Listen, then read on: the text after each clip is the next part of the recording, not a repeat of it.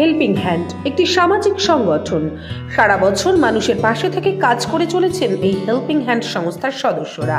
আজ তাদের উদ্যোগে হালিশহর রামপ্রসাদ স্নানের ঘাটে দরিদ্র মানুষ সহ ব্রাহ্মণদের হাতে খাদ্য সামগ্রী তুলে দেওয়া হলো।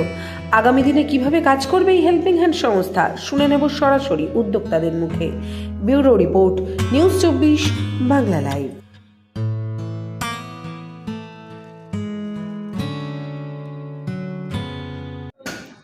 দেখুন, মানুষ সেবা হচ্ছে একটা বড় ইচ্ছা আমাদের। হেল্পিং হ্যান্ড সংস্থা বিগত 7 বছর ধরে কাজটা করে আসছে। সমাজে সকলে রাজনীতি করে, কিন্তু আমরা মানুষ নীতিটা ভুলে গেছি। মানুষের পাশে দাঁড়িয়ে মানুষকে যদি একটু সাহায্য করা যায়, তাহলে একটা আত্মার শান্তি হয়, মনের শান্তি হয়। মূলত এই উদ্দেশ্যে আমরা এর আগেও কার্যক্রম করেছি। 31শে ডিসেম্বর আমরা কাছড়াপাড়া এবং হালিশহর স্টেশনে কম্বল বিতরণ করেছি, আবারও করব এর মধ্যেই, আগামী 7 দিন বাদে। এবং আজকে আমরা এখানে যারা দেখেন যে রেগুলার বসে থাকে, কিছু মানুষ আছে যারা সত্যিই সমস্যায় থাকে এবং তাদের পাশে আমরা দাঁড়ানোর চেষ্টা করলাম। এবং হ্যাঁ, আগামী দিনে এই হেল্পিং হ্যান্ডের মাধ্যমে কী কী কাজ করতে চান আপনারা? দেখুন, মানুষের পাশে যতভাবে দাঁড়ানো যায় সব রকম কাজই আমরা করব। কারণ মানুষের যেগুলো নিডস, খাদ্য, বস্ত্র, বাসস্থান, এই তিনটের নিডস তো আমরা সবটা পূরণ করতে পারি না। এবং আমাদের নিজেদের সামর্থ্য অনুযায়ী আমরা যেটুকু পারি, খাদ্য বস্ত্রের জায়গাটাকেই আমরা বেশি করি। এবং শিক্ষা, আমরা একটা স্কুল খোলার পরিকল্পনা করেছি, যেখানে নিঃশুল্কভাবে কিছু বাচ্চাদের, যাদের আর্থিকভাবে যারা সেইভাবে সচ্ছল নয় পড়াশোনার জন্যে, তাদের শিক্ষা সামগ্রী এবং স্কুলের টোটাল ব্যবস্থা ছোটোর মধ্যে থেকেই শুরু করছি আমরা। তো এই খাদ্য, বস্ত্র এবং শিক্ষা, এই তিনটে বিষয় নিয়েই আমরা চাইছি যে যারা সত্যিকারের নিডি, যারা সত্যিকারের সমস্যা আছে, তাদের পাশে দাঁড়ানো। কতজন মেম্বার আছেন আমাদের হেল্পিং হ্যান্ডে আজকে আমরা মূলত সেভাবে তো করি না, আমরা 3 জন সদস্য এসেছি।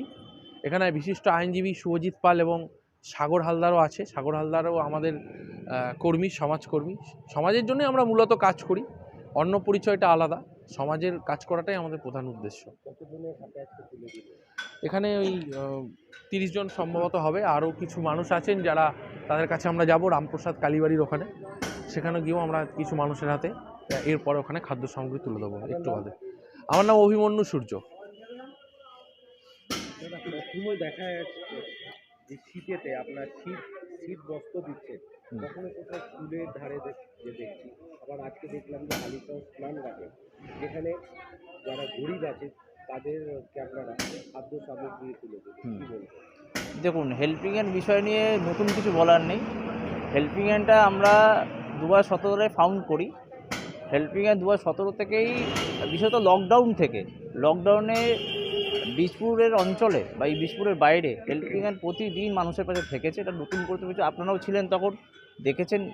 তো হেল্পিং হ্যান্ড শুধু ইটভাটার বাচ্চাদের শুধু না, সমাজের প্রতিটা মানুষ যারা পিছিয়ে আছে আর্থিকভাবে, সামাজিকভাবে, তাদেরকে খুঁজে খুঁজে বার করে যে সমাজে এগিয়ে নিয়ে আসা যায় শিক্ষার মাধ্যমে। তারপরে যারা আমাদের স্থানঘাটে যারা বসে থাকেন, সেসব মানুষজনকে যদি এগিয়ে আনা যায়।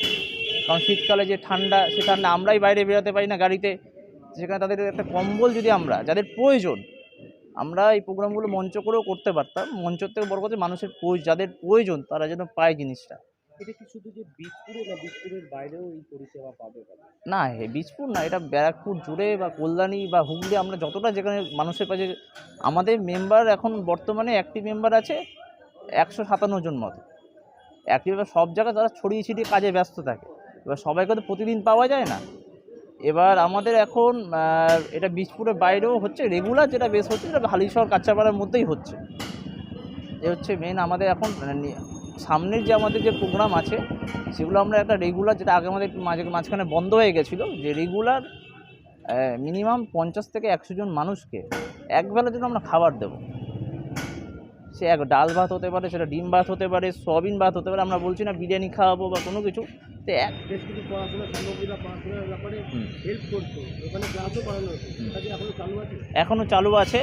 মাঝে লকডাউনের সময় ক্লাসগুলো বন্ধ ছিল, লকডাউনের পর এখনও চালু আছে। সপ্তাহে ওখানে 2 দিন করে ওখানে ক্লাস হয়।